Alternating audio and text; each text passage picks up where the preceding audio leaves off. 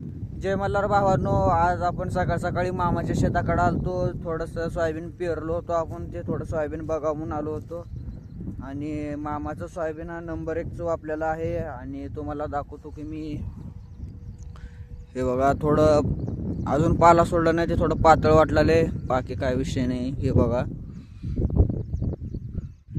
हे जे पूर्ण दिसतंय ना, हे पूर्ण मीच पेरलोय बघा. हे पलीकडलं आवड पण मीच पेरलंय आणि हे पण मीच पेरलंय. म्हणलं आज शेताकडे येऊन जरा आपली आजची पेरणी पण बघावं, जरा पेरणी चेक केलं तर भारी वाटते.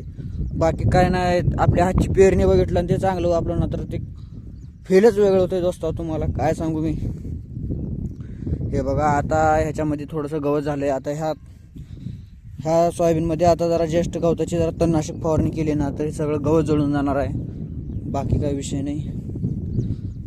आणि ह्याच्यात तुम्हाला एक फरक दाखवतो दोस्त हो. आणि जरा आपण दोंडे जरा मारून घेतलो ना तर असं रान पूर्ण काळभोर दिसतंय. दोंड जरी मारू तर असं पूर्ण काळभोर दिसतंय. आणि जरा असंच असलं असतं तर का हे बघा, ह्याच्यामध्ये हे गवत हे असं प्रकारचं गवत दिसतंय.